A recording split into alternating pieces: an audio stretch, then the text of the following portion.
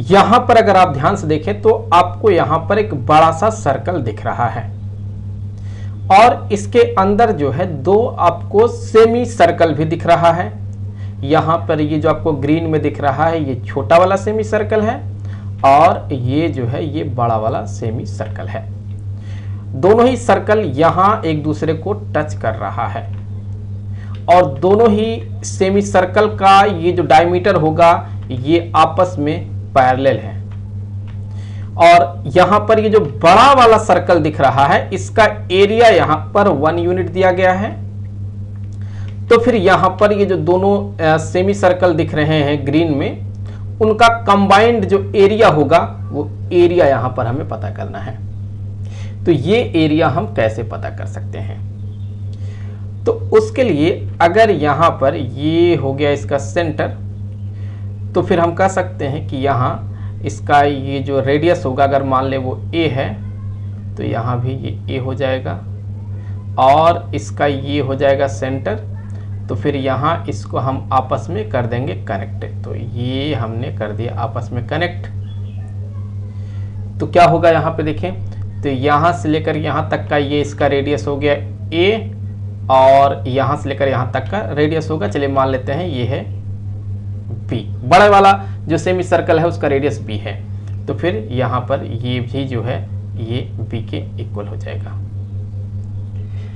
अब देखें यहां से अगर हम एक लाइन ड्रॉ करते हैं, यहां से कुछ ऐसे परपेंडिकुलर इस पर ड्रॉप कर देते हैं। तो यहां से हमने एक परपेंडिकुलर ड्रॉप किया कुछ इस तरह से, सो ये परपेंडिकुलर ड्रॉप कर दिया हमने।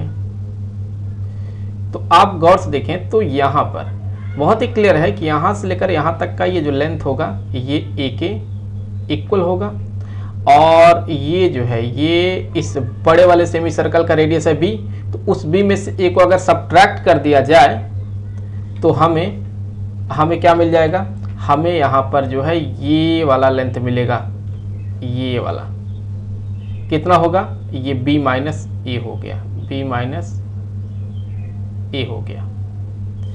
अब अगर ये b माइनस ए हो गया और ये जो पिंक कलर में ड्रॉ किया है अगर देखा जाए तो ये इसी के इक्वल होगा। मेरा मतलब है कहने का कि आप अगर ध्यान से देखिएगा तो यहाँ से लेकर के यहाँ तक का मैं कह रहा हूँ कि ये a प्लस बी के इक्वल होगा। तो ये a प्लस बी के इक्वल होगा। तो फिर यहाँ से लेकर यहाँ तक का लेंथ क्या होगा, तो इसे अगर हम इंटरसेक्टिंग कॉर्ड थ्योरम से देखें तो हम लोग कह सकते हैं कि अगर अभी फ़िलहाल तो हम यहाँ पर इतना जो लेंथ होगा इतना, इसे अगर x मान लेते हैं तो इंटरसेक्टिंग कॉर्ड थ्योरम से हम यहाँ पर यही कहेंगे कि x into A plus B, x into A plus B ये इक्वल होगा b minus A, b minus A into यहाँ से लेकर यहाँ तक का length a plus B, a plus B. तो फिर यहाँ से अगर देखा जाए तो a प्लस बी से ये a प्लस बी कैंसिल हो जाएगा, तो x इक्वल टू हो जाएगा b माइनस ए। तो यहाँ ये जो x का वैल्यू आ रहा है ये b माइनस ए आया है। अब अगर हम लोग यहाँ पे यहाँ से इसको ऐसे मिला दें तो फिर बहुत ही क्लियर है कि यहाँ पे ये एंगल 90 डिग्री का होने के कारण जो है यहाँ ये आपको कंप्लीट एक राइट ट्रायंगल दिख जाएगा।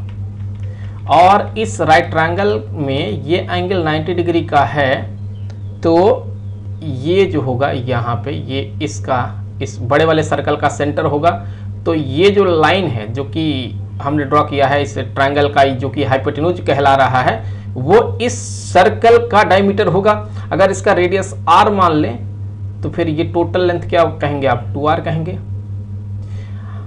और अगर हम यहाँ से इस ट्रायंगल में पाइथागोरस थ्योरम अप्लाई करें तो हम कह सकते हैं कि 2a का स्क्वायर प्लस ए प्लस बी और बी माइनस से, तो यहाँ ए कट के ये 2b हो जाएगा, तो 2b का स्क्वायर इक्वल टू हाइपोटेन्यूज यहाँ पे 2r का हो गया स्क्वायर, तो 4a square plus 4b square equal to 4r square. तो यहाँ से ये हो जाएगा, अगर 4 को पूरे इक्वेशन से डिवाइड कर देंगे तो a square plus b square equal to में r स्क्वायर। अब यहाँ से अगर आपको ये जो आपको दिख रहा है दोनों सेमी सर्कल जो ग्रीन कलर में है उसका एरिया हमें चूंकि निकालना है, तो यहाँ से अगर हम इसका एरिया निकालना चाहें तो क्या निकाल सकते हैं, देखें यहीं से हम ये कह देंगे कि ये यहाँ से इक्वल होने वाला है यहाँ से इस छोटे वाले सर्कल सेमी सर्कल का एरिया प्लस बड़े वाले सेमी सर्कल का एरिया। तो छोटे वाले का रेडियस a है तो इसका एरिया हो जाएगा पाई a square by 2 plus pi b square by 2। तो फिर यहां से आप पाई बाई 2 को कर ले कॉमन आउट, तो हो गया a square plus B square. A square plus B square R square के बराबर है pi by 2 into R square.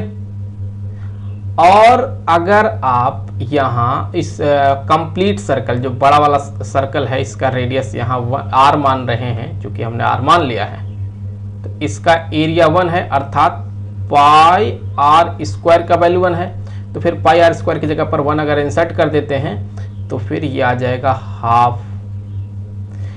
तो ये जो दोनों सेमी सर्कल दिख रहा है जिसका हमें एरिया कंबाइंड करके निकालना था, अर्थात इसका एरिया हाफ आ रहा है अगर इस कंप्लीट सर्कल का एरिया 1 यूनिट हुआ तो।